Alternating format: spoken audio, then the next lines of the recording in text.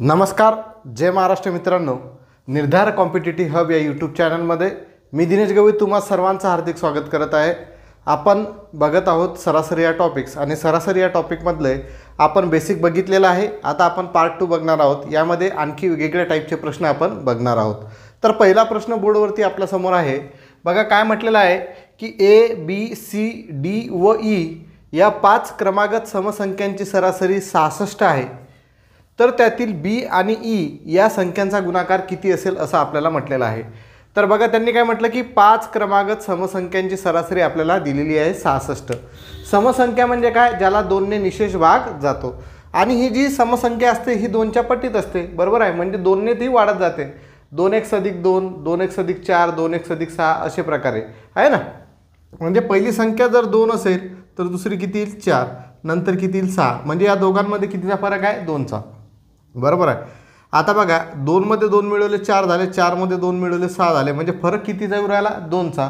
ठीक आहे. मग आता आपल्याला त्या 5 समसंख्या माहीत नाही, म्हणून काय करतो मी, तर पहिली समसंख्या म्हणजेच ए बी सी आणि डी मधली पहिली ए जर म्हटली तर मी 2x म्हटली. ठीक आहे. आणि दुसरी बघा, आता दुसरी काय येईल मग 2x मध्ये 2 मिळवले. ठीक आहे. हा x का बरं घेतला, कारण आपल्याला असं नाही म्हटलं आहे त्यांनी की 2 पासून तर 10 पर्यंतच्या समसंख्यांची सरासरी किंवा बी आणि ई यांचा गुणाकार किती. त्यांनी म्हटलं की 5 क्रमागत समसंख्या आहेत. आता मला माहीत नाही म्हणून ती 2च्या गुणाकारामध्ये असते, म्हणून 2x पहिली म्हटली मी. आता त्याच्या पुढची राहील तर ते त्याच्यामध्ये 2 मिळवले 2x मध्ये किती होईल. ठीक आहे. त्याच्यानंतरची यामध्ये 2x मध्ये 4 मिळवले किती होईल आहे ना. 2 मध्ये 2 परत 4 होतील. परत या 2x मध्ये या 4 मध्ये 2 मिळवले की 6 होतील. किती झाला 1 2 3 4 आणि 5. 2x अधिक 8 ह्या त्या समसंख्या आहेत. ठीक आहे. तर त्यांनी म्हटलं त्यातील बी आणि ई या संख्यांचा गुणाकार किती असेल. तर पहिली संख्या ए झाली, दुसरी बी, तिसरी सी, नंतर डी, नंतर ई. आता सरासरी बरोबर माहीत आहे दिलेल्या संख्यांची बेरीज भागेला एकूण संख्या. मग सरासरी बरोबर मला माहीत आहे सरासरी बरोबर दिलेल्या संख्यांची बेरीज. तर या सर्व संख्यांची बेरीज म्हणजेच 2x अधिक 2x अधिक 2, नंतर हा अधिक 2x अधिक 4, नंतर हा 2x अधिक 6, नंतर हा अधिक 2x अधिक 8 आणि एकूण संख्या किती आहेत 5 आहेत. ठीक आहे. आता यामध्ये यांनी या सर्व संख्यांची सरासरी आपल्याला दिलेली आहे. म्हणजे या सरासरीच्या ठिकाणी आपण 66 लिहितो, बरोबर आहे. 66 बरोबर. आता बघा x ज्या संख्या आहेत त्यांची बेरीज होईल आणि जे नंबर आहेत त्यांची बेरीज होईल. म्हणजे 2x अधिक 2x 4x, 4x अधिक 2x 6x, 6x अधिक 2x 8x, 8x अधिक 2x 10x अधिक 2 अधिक 4 6, 6 6 12, 12 8 20 छेदामध्ये 5. ठीक आहे. एक्सची किंमत काढायची आहे, 5 गुणाकारामध्ये जाईल. ठीक आहे. तर 66 गुणिले जर 5 केलं तर 6 पंचे 30, 0 हातचे आले 3, 6 पंचे 30 आणि 0 30 आणि 3 किती झाले 33, 330 बरोबर. 10x अधिक 20 हा 20 इकडे जाईल म्हणजे 330 वजा 20 बरोबर 10x. ठीक आहे. म्हणजे 330 मधून जर 20 गेले तर किती राहिले 310 बरोबर 10x. म्हणजेच आपल्याला x बरोबर भेटेल 31. ठीक आहे. x बरोबर किती भेटेल, कारण 31 हा 10 भागाकारामध्ये जाईल, 0 0 कटेल. म्हणजे एक्सची किंमत किती आली आपली 31 आली. पण मला x नाही काढायचा आहे, तर मला बी आणि ई या संख्यांचा गुणाकार काढायचा आहे. तर बी ही संख्या किती आहे आपली 2x अधिक 2. तर बीची किंमत काढू तर बी बरोबर 2 गुणेला एक्सची किंमत किती भेटली 31 अधिक 2 आहे ना. मग 31 गुणेला 2 62 अधिक 2 किती झाले 64. ठीक आहे. ई किती आहे रे, ई किती आहे 2x अधिक 8. तर ई काढून घेऊ. ई बरोबर 2 गुणेला 31 अधिक 8 म्हणजेच 62 अधिक 8 किती झाले रे 70. आता बी आणि ई या संख्यांचा गुणाकार म्हटला म्हणजे 64 आणि 70चा गुणाकार जर केला तर 64 गुणेला 70, 0 0 देऊन टाकला, 7 चौक 28 8 हातचे आले 2, 7 सकम 42 आणि 2 44 म्हणजे उत्तर आलं आपलं 4480. तर ऑप्शनमध्ये बघा कुठं ऑप्शनमध्ये उत्तर दिसते, तर ऑप्शनमध्ये उत्तर भेटते आपल्याला तिसरं 4480. ठीक आहे. तर अशा पद्धतीनुसार एक्झाम्पल आपल्याला सोडवायचे आहेत. ठीक आहे. वेगवेगळ्या टाईपचे एक्झाम्पल आपण आजच्या लेक्चरमध्ये घेणार आहोत. दुसरा प्रश्न आपण बघूया. बघा दुसरा प्रश्न आपल्यासमोर आहे. क्रमागत 9 पूर्णांक संख्यांची सरासरी 63 आहे. तर त्यातील सर्वात मोठ्या व सर्वात लहान संख्यांचा गुणाकार किती असेल. इझी प्रश्न आहे पण फक्त थोडासा वेगळा आहे. क्रमागत 9 पूर्णांक संख्यांची सरासरी. पूर्णांक संख्या म्हणजे कोणत्या रे? नैसर्गिक संख्याच, कारण आपण मायनसवाल्या संख्या त्यामध्ये दिलेलं नाही आहे की धन पूर्णांक आहेत की ऋण पूर्णांक आहेत. पूर्णांक संख्यांमध्ये सर्व धनसंख्या, सर्व ऋणसंख्या आणि शून्य मिळवला की त्या सर्व काय असतात? पूर्णांक संख्या असतात. पण आपल्याला 9 पूर्णांक संख्यांची सरासरी 63 दिलेली आहे, म्हणजे याचा अर्थ हे धनपूर्णांक संख्या आहेत. मग धनपूर्णांकाची सुरुवात आपण 1 पासून जर चालू केली तर ते काय होतील? नैसर्गिक संख्या राहील. मग क्रमागत नैसर्गिक संख्यांची सरासरी त्यांनी दिलेली आहे 63, असं आपलं म्हणणं आहे. बरोबर आहे. तर त्यातील सर्वात मोठ्या व सर्वात लहान संख्यांचा गुणाकार किती असेल? बघा, ऑलरेडी त्यांनी सरासरी दिलेली आहे. तर क्रमागत संख्यांची सरासरी बरोबर असते मधली संख्या. क्रमागत संख्यांची सरासरी बरोबर असते मधली संख्या. हे दिमागामध्ये फिक्स करून टाका. क्रमागत संख्यांची सरासरी ही जी असते मधली संख्या असते. ही त्यामधली जी संख्या असेल त्यामधली मधली संख्या असते. ठीक आहे. समजा 5 संख्या आहेत, 1 2 3 4 आणि 5, यांची सरासरी जी विचारली तर याची सरासरी कुठली येईल? मधली संख्या. म्हणजे इकडून 2 सोडले, इकडून 2 सोडले, मधली संख्या किती येईल? 3. ठीक आहे. आता त्यांनी 9 पूर्णांक संख्यांची सरासरी 63 दिलेली आहे, म्हणजे नैसर्गिक संख्यांची सरासरी 63 दिलेली आहे. किती आहेत ते? 9 संख्या आहेत. तर मधली संख्या 63 आहेत, म्हणजे ही संख्या झाली. तर याच्या अलीकडे किती राहतील? 4 राहतील. याच्या अलीकडे किती राहतील? 4. आणि 4 आणि 4 8 आणि 1 हे 9 संख्या होतील. म्हणजे 63च्या नंतर किती येतील? 64 65 66 आणि 67 आहे ना. आणि 63च्या आधी 61, त्याच्यानंतर 62 येतील ना. 62 61 60 आणि 59. बरोबर आहे. 59 60 61 62 63 64 65 66 67 झालं 9 संख्या. बघा, 1 2 3 4 5 6 7 8 9. ठीक आहे. तर आता ही मधली संख्या जी आहे 59 पासून तर 67 पर्यंतच्या क्रमागत नैसर्गिक संख्यांची सरासरी आहे. तर त्यांनी म्हटली की यामधील सर्वात मोठी, तर सर्वात मोठी संख्या कोणती आहे? 67. आणि सर्वात लहान कोणती संख्या आहे? 59. यांचा गुणाकार किती? म्हणजे 67 गुणिले जर तुम्ही 59 केलं तर तुम्हाला उत्तर भेटेल. बरोबर आहे. 9 7 63 3 हातचे आले 6. ठीक आहे. आता 3 या दोघांमध्ये आहे, म्हणजे या दोघांपैकी उत्तर आहे. हे 2 तर आपले कट झाले. ठीक आहे. 63 3 हातचे आले 6.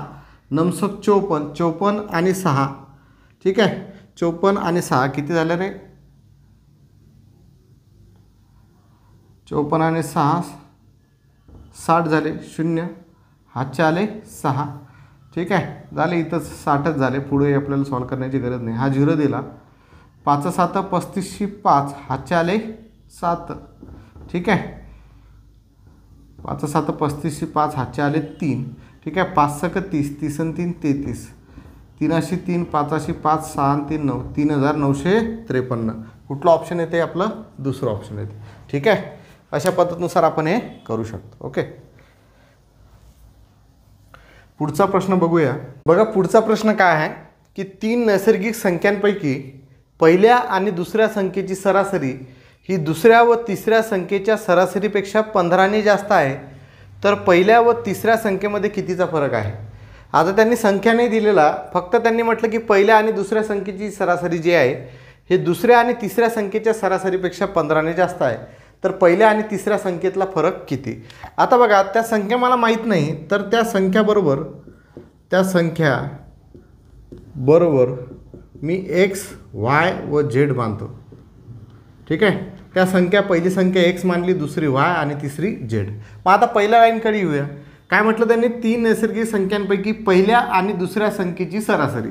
तर पहिल्या संख्येची आणि दुसऱ्या संख्येची सरासरी म्हणजे x अधिक y, सरासरी म्हणजेच त्या दोघांची बेरीज. बरोबर आहे. इतकं झालं. पहिल्या आणि दुसऱ्या संख्येची सरासरी ही दुसऱ्या व तिसऱ्या संख्येच्या सरासरीपेक्षा, दुसरी संख्या कोणती आपली y आणि तिसरी संख्या कोणती आहे z, यांची सरासरी काढायचं म्हटलं तर काय येईल? y अधिक z छेदामध्ये 2. सरासरीपेक्षा 15ने जास्त आहे. 15ने जास्त आहे म्हणजे ही जी सरासरी आहे ही याच्यापेक्षा 15ने कमी आहे, म्हणजे याच्यामध्ये काय येईल? वजाबाकी चिन्ह. तर तिसऱ्या व पहिल्या व तिसऱ्या संख्येचा फरक किती? म्हणजे याच्यामधला फरक आहे 15. बरोबर आहे. तर पहिल्या आणि दुसऱ्या संख्येची सरासरी आणि दुसऱ्या व तिसऱ्या संख्येची सरासरी ही तिसऱ्या संख्येच्या सरासरीपेक्षा 15 जास्त आहे, म्हणजे या दोघांमधला फरक कितीचा आहे रे? 15चा आहे.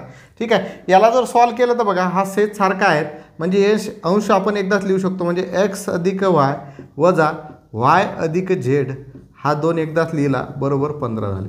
ठीक आहे, आता बघा x अधिक वाय या वायनं प्लस वायला गुणलं मायनस वाय झाले, वायनं प्लस झेडला गुणलं तर मायनस झेड झाले. छेदामध्ये हा 2 इकडे गेला म्हणजे 2 गुणेला 15 किती झाले? 30. आता बघा प्लस वाय मायनस वाय कटला म्हणजे x मायनस झेड बरोबर उत्तर किती आलं? 30. ठीक आहे, x मायनस झेड बरोबर उत्तर आलं 30 आणि हेच आपलं उत्तर आहे. कारण x बरोबर काय म्हटलं? पहिली संख्या आणि झेड बरोबर काय म्हटलं? तिसरी संख्या. तर त्यांनी काय म्हटलं? तर पहिल्या व तिसऱ्या संख्येमध्ये कितीचा फरक आहे? तर पहिली संख्या x आणि तिसरी संख्या झेड, तर या दोघांमध्ये फरक कितीचा आहे? 30चा. म्हणजे याचं उत्तर किती आहे आपलं? चौथ्या नंबरचं 30 हे ऑप्शन असेल. ठीक आहे, समजून आलं? पुढचा प्रश्न बघूया. बघा पुढचा प्रश्न आपल्यासमोर आहे. क्रमागत 7 समसंख्यांची बेरीज 532 आहे, तर यातील पहिल्या क्रमागत 4 समसंख्यांची सरासरी किती आहे? आता क्रमागत 7 समसंख्यांची बेरीज त्यांनी दिलेली आहे 532. मग बेरीजेवरून आपण त्यांची सरासरी काढू शकतो. मग सरासरी मला माहीत आहे की क्रमागत समसंख्यांची किंवा कोणत्याही संख्या असतील तर त्यांची सरासरी ही मधली संख्या असते. मग हे 7 दिलेले आहेत, तर मधली संख्या म्हणजे ही किती राहिले? 7 संख्या आहेत. समजा 7 संख्या आहेत, 1 2 3 4 5 6 7. आता समसंख्यांची सरासरी किंवा कुठल्याही क्रमागत संख्यांची सरासरी ही मधली संख्या असते. म्हणजे कुठली संख्या राहील बघा? 1 2 तिसरी चौथी, इकडून पण पाहिलं तरी चौथी, म्हणजे चौथी संख्या राहील. मग त्यांनी आपल्याला काय म्हटलं की क्रमागत 4 समसंख्यांची सरासरी किती? पहिल्या क्रमागत 4 म्हणजे इथून पासून तर इथूनपर्यंतच्या संख्यांची सरासरी किती? आता जर आपल्याला चौथी समसंख्या भेटली तर आपल्या आधीच्या 3 आपण काढू शकतो आणि त्यांची सरासरी आपण काढू शकतो. तर मग पहिले काय करून घेऊ? क्रमागत समसंख्यांची जी सरासरी आहे या 7 समसंख्यांची बेरीज आपल्याला दिलेली आहे, तर त्यांची सरासरी काढून घेऊ. तर सरासरी बरोबर काय असते? दिलेल्या संख्यांची बेरीज. तर बेरीज ऑलरेडी दिलेली आहे 532 आणि किती संख्या आहेत? ते 7 आहेत. बरोबर आहे? बरोबर. 7 7 49, 7 सकम 42, म्हणजेच आपल्याला 76 ही त्यांची काय भेटली? या क्रमागत 7 समसंख्यांची सरासरी भेटली. या क्रमागत 7 संख्यांची सरासरी किती भेटली? 76. मग आणि समसंख्यांची किंवा विषम संख्यांची किंवा नैसर्गिक संख्यांची सरासरी काय असते? मधली संख्या असते.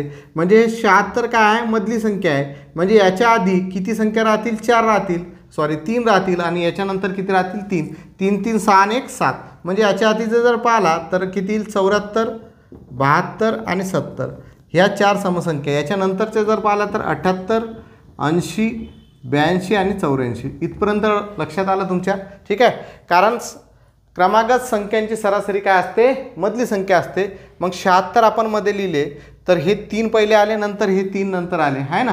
3 आणि 3 6 आणि 1 7. म्हणजे अशा 7 समसंख्या आल्या ज्यांची सरासरी किती आहे? 76 आहे. ठीक आहे, आता त्यांनी काय म्हटलं? तर पहिल्या क्रमागत 4 समसंख्यांची सरासरी किती? तर यामधल्या पहिल्या क्रमागत 4 समसंख्यांची सरासरी विचारली, तर या 4 समसंख्यांची सरासरी विचारली. काढू शकतो आपण. यांची बेरीज करावं लागेल आणि त्याला भागेला 4 करावं लागेल. तर बेरीज जर केली तर 70 अधिक 72 अधिक 74 अधिक 76 भागेला 4. करू पुढे सॉल्व. 6 4 10, 10 2 12, 12 अधिक 0 12 2 हातचा आला 1, 7 चौक 28 आणि 1 29, 292 भागेला 4. सॉल्व जर केलं तर 4 7 28, 4 3 12, तर त्यांची सरासरी किती येते रे? 73 येते. बघा ऑप्शनमध्ये कुठं आहे? तर ऑप्शनमध्ये पहिलंच ऑप्शन आहे, तर त्याचं उत्तर किती आलं आपलं? 73. ठीक आहे, तर थोडासा दिमाग लावायचा म्हणजेच प्रश्न व्यवस्थित समजून घ्यायचा.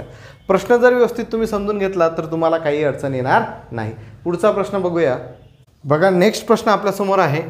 5 नैसर्गिक संख्यांची बेरीज दिलेली आहे 555 आहे. त्यापैकी पहिल्या 2 संख्यांची सरासरी 75 आहे. इथं संख्या पाहिजे. 2 संख्यांची सरासरी 75 आहे. ठीक आहे, व त्यामधली तिसरी संख्या 115 आहे. तर शेवटच्या 2 संख्यांची सरासरी किती? आता या 5 नैसर्गिक संख्यांची त्यांनी बेरीज दिलेली आहे 555. त्यापैकी पहिल्या 2 संख्यांची सरासरी किती आहे? 75 आहे. आणि तिसरी संख्यासुद्धा दिलेली आहे 115. तर शेवटच्या 2 संख्यांची सरासरी विचारली, तर मी या पहिल्या 2 संख्यांची बेरीज काढून घेतो. पहिल्या 2 संख्यांची बेरीज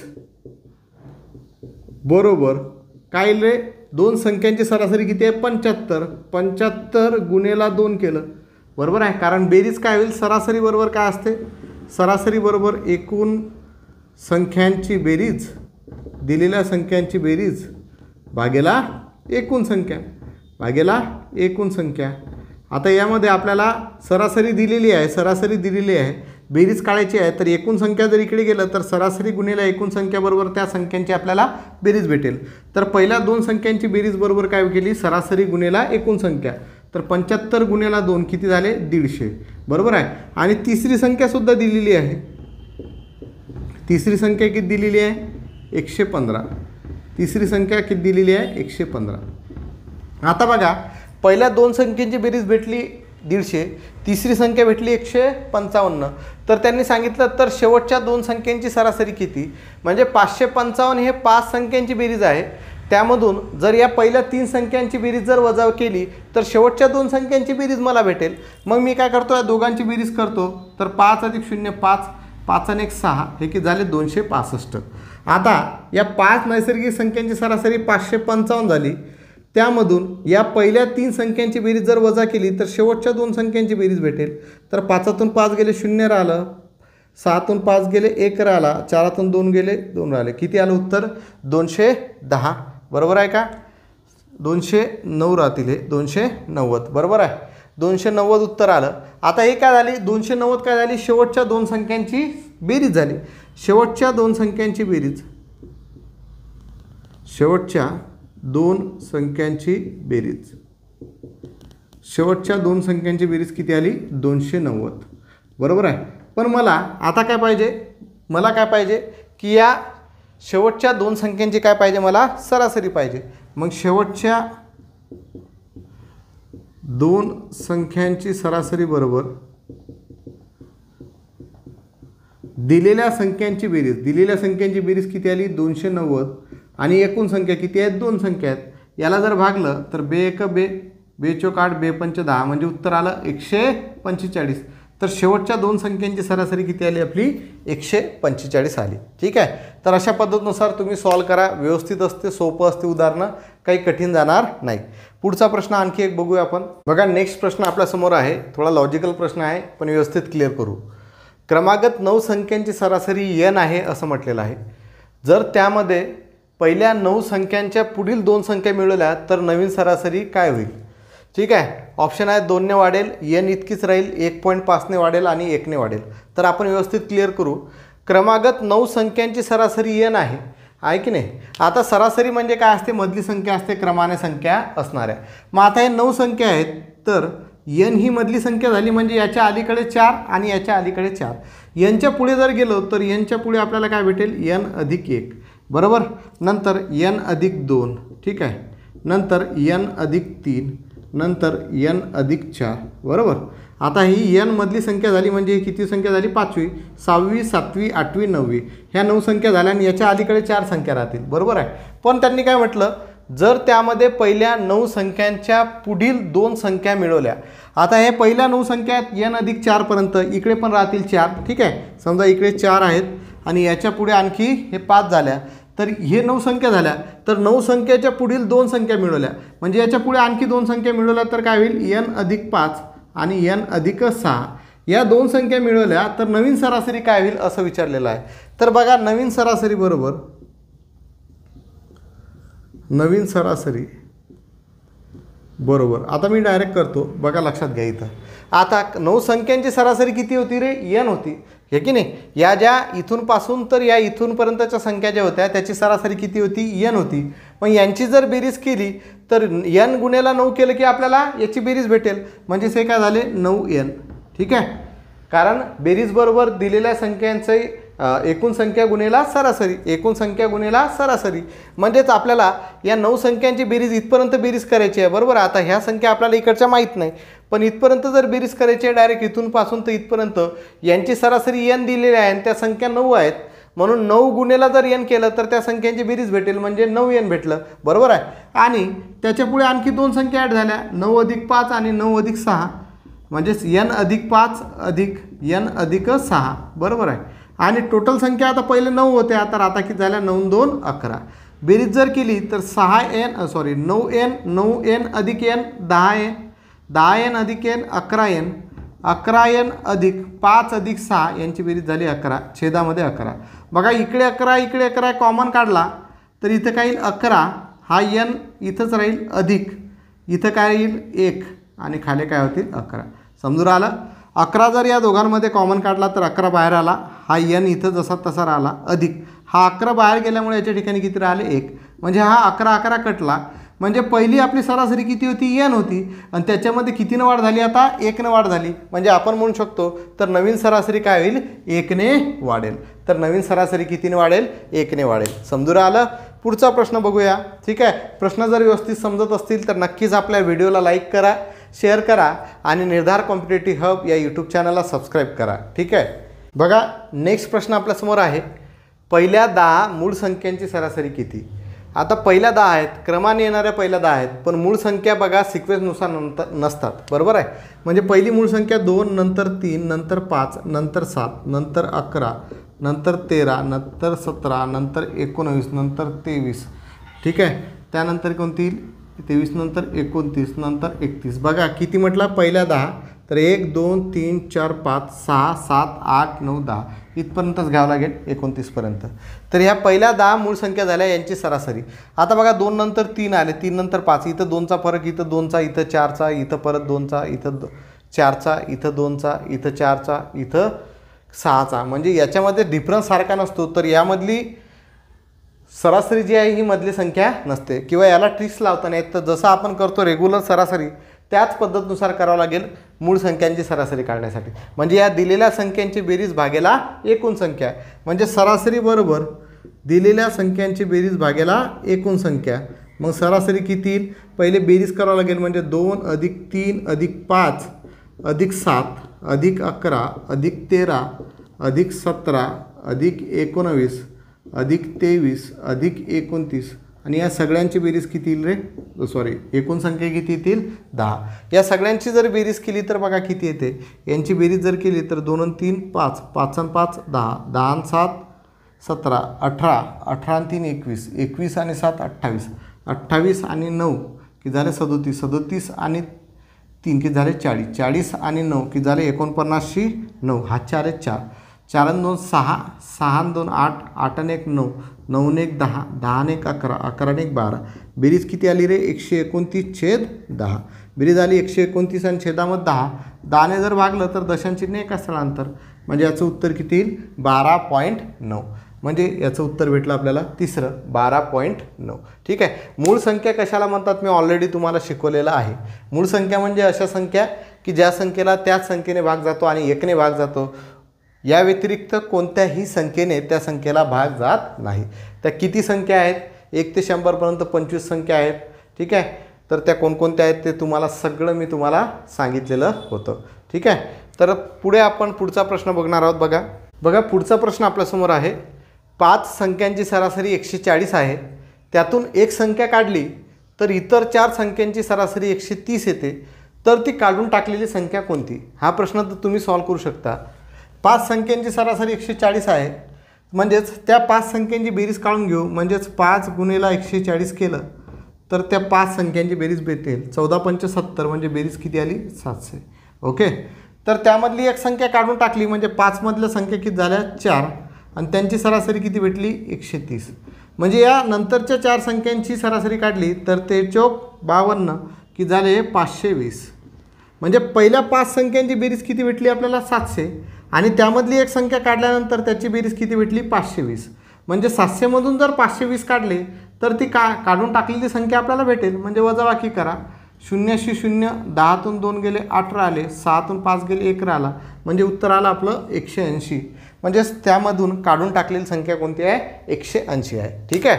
कारण पहिले 5 संख्यांची सरासरी दिली होती 140 म्हणून मी पहिले 5 संख्यांची बेरीज केली तर 5 संख्यांची बेरीज आली एकूण संख्या गुणिले सरासरी म्हणजेच 5 गुणिले 140 म्हणजे 700 आली. त्यामधली एक संख्या काढली तेव्हा संख्या झाल्या 4 आणि त्याची सरासरी किती झाली 130. मग या 4 संख्यांची बेरीज केली तर 4 गुणिले 130 केले तर 520 भेटले. पहिली हे 5 संख्यांची बेरीज आहे, नंतर ही 4 संख्यांची बेरीज आहे. तर 700मधून जर 520 काढले तर उत्तर आपल्याला भेटलं 180. म्हणजेच ती काढून टाकलेली संख्या किती आहे? 180 आहे. म्हणजे ऑप्शन नंबर आपलं दुसरं उत्तर आहे. ठीक आहे. पुढचा प्रश्न बघूया. बघा पुढचा प्रश्न आपल्यासमोर आहे. पहिल्या 3 संख्यांची सरासरी चौथ्या संख्येच्या दुप्पट आहे. जर सर्व 4 संख्यांची सरासरी 12 असेल तर चौथी संख्या कोणती असं आपल्याला विचारलं. पहिल्या 3 संख्यांची सरासरी चौथ्या संख्येच्या दुप्पट आहे आणि त्या 4 संख्यांची सरासरी 12 असेल तर चौथी संख्या कोणती आपल्याला विचारलं. त्या संख्या कोणत्या आहेत ते माहीत नाही, म्हणून त्या संख्याबरोबर मी A, B, C आणि D मानतो. त्या संख्या मला माहीत नाही म्हणून मी ते A, B आणि C आणि D मानतो. बरोबर आहे. तर पहिले काय म्हटलं की पहिल्या 3 संख्यांची सरासरी चौथ्या संख्येच्या दुप्पट आहे. म्हणजेच पहिल्या 3 संख्यांची सरासरी बरोबर पहिल्या 3 संख्या कोणत्या रे? A, B आणि C यांची बेरीज होईल A अधिक B अधिक C भाग्याला एकूण संख्या म्हणजेच 3. तर याची सरासरी किती भेटते आपल्याला? चौथ्या संख्येच्या दुप्पट. चौथी संख्या किती आहे? D. त्याची दुप्पट म्हणजेच 2D.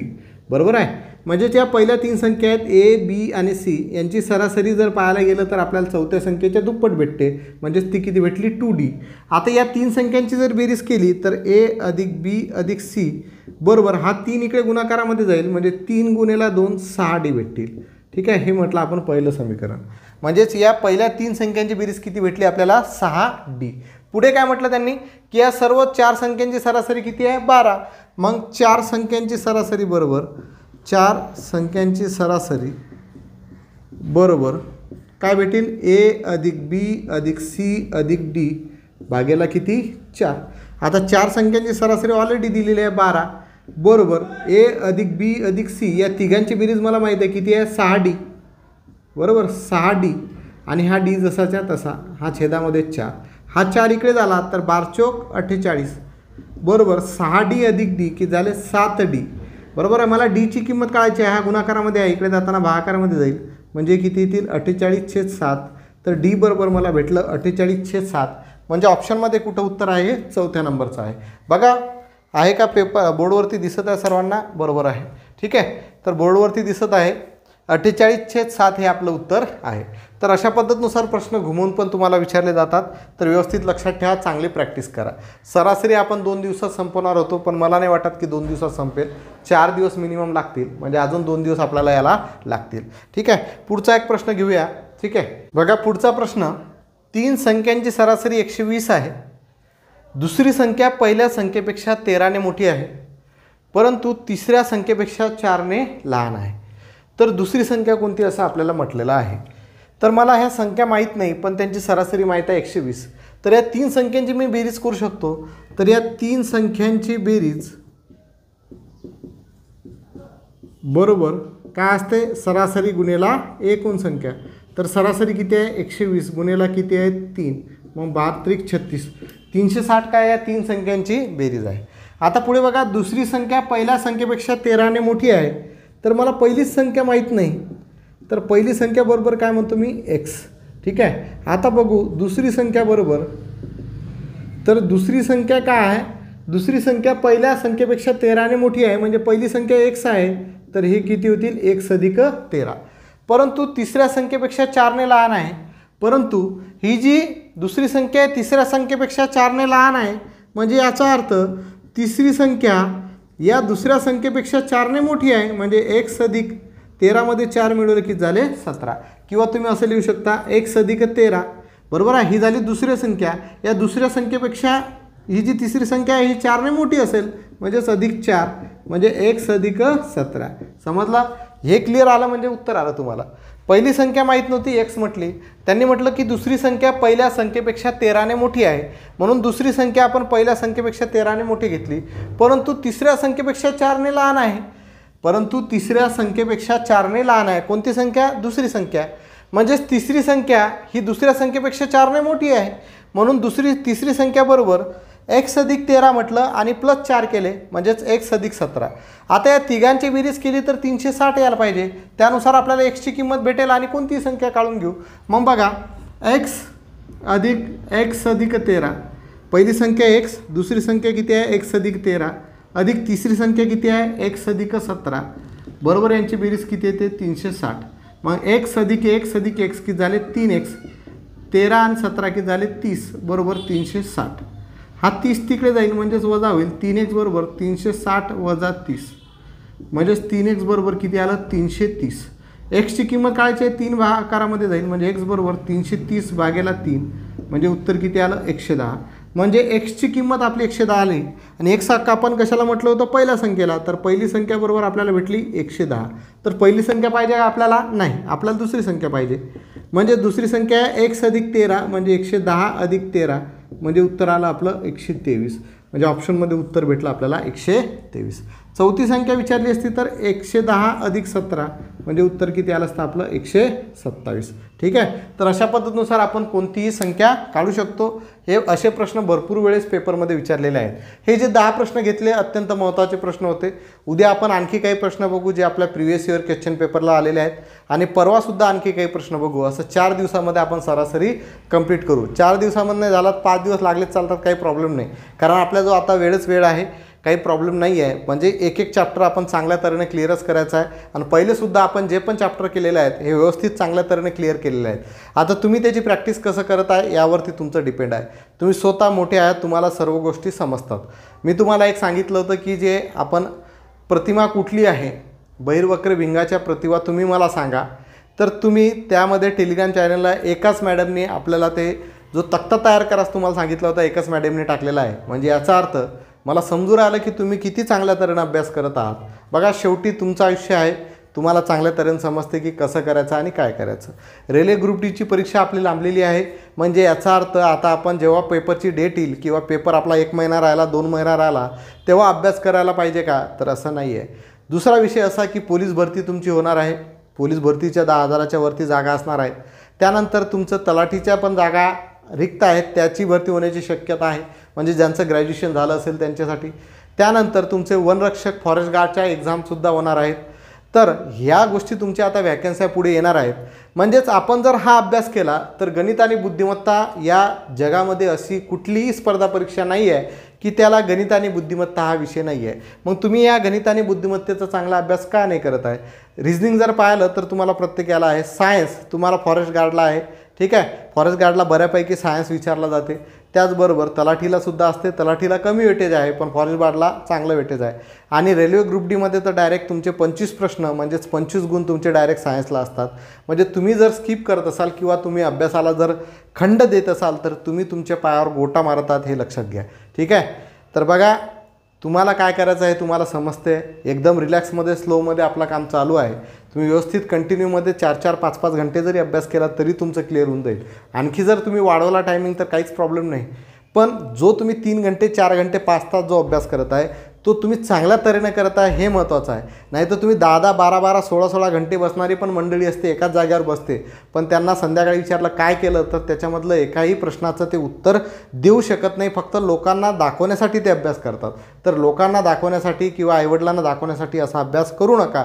तुम्ही जो पण 1 तास 2 तास 3 तास जो अभ्यास करता तुम्ही चांगल्या तऱ्हेने केला पाहिजे. आणि एक शेड्यूल तुम्ही ठरवा, टाईम टेबल तुमचा बनवा की सकाळी मला GK GS विज्ञान वाचायचं आहे आणि संध्याकाळी मला झोप येते किंवा दुपारच्या टायमामध्ये मला झोप येते तर त्यावेळेस मी गणित आणि बुद्धिमत्ता करेल. गणित आणि बुद्धिमत्ता तुम्ही असं आहे की त्याची प्रॅक्टिस तुम्ही कुठेही करू शकता. त्याला काही आवाज फावाजाचं काही घेणदेण नाही. इकडे बाहेर DJ चालू आहे आणि तुम्ही इथं गणित आणि बुद्धिमत्ता करू राहिले, काही फरक नाही पडणार. तुमचं गणित आणि बुद्धिमत्ता तुमचं कॉन्सन्ट्रेशन वाढवते. त्यामुळे त्या गोष्टीचा व्यवस्थित चांगल्या तऱ्हेनं अभ्यास करा. या गोष्टी लक्षात ठेवा. तुमचं आयुष्य आहे, तुम्हाला बघायचं आहे की आपल्याला 4 महिने 5 महिने मेहनत करून किंवा 2 महिने 3 महिने मेहनत करून जर चांगली स्पर्धा परीक्षा आपण जर क्रॅक करू तर पूर्ण आयुष्य आपलं सेटल होत असेल. आणि तेच जर आपण हे 2-3-4 महिने जर आपण आराम करून पूर्ण आयुष्याचं आपण वाटोळं करून घेत असेल तर निर्णय तुमचा आहे. तुम्ही बघा तुम्हाला काय करायचं आहे. ज्यांनी बॅच जॉईन केलेली नाही त्यांनी अजून पण बॅच जॉईन केली तरी त्यांना काही हरकत नाही आहे. कारण आधीचे झालेले लेक्चर ते परत पाहू शकतात. यूट्यूबवरती लेक्चर आहेत, त्यामुळे असं नाही होणार की लेक्चर झालेलं मी शिकलो नव्हतं. तर सगळ्यांना रेकॉर्डेड लेक्चर आहे, त्यामुळे काही अडचणच नाही आहे. तुम्ही 100 वेळेस नाही 10 लाख वेळेस जरी पाहिलं तर त्याला काही प्रॉब्लेम नाही आहे. तुम्ही परत परत बघा, परत परत कंटिन्यू प्रॅक्टिस करा. प्रिव्हियस इयर क्वेश्चन पेपर आता बरेचसे आपले मॅथ्सचे आणि रिजनिंगचे सुद्धा टॉपिक झालेले आहेत. तर त्याचे प्रश्न तुम्ही चांगले तऱ्हेनं सॉल्व करा. काही अडचणी आल्या तर टेलिग्राम चॅनलला टाका, काही प्रॉब्लेम नाही आहे. ठीक आहे. तर आजच्या या लेक्चरमध्ये इथंच थांबतो. धन्यवाद. जय महाराष्ट्र.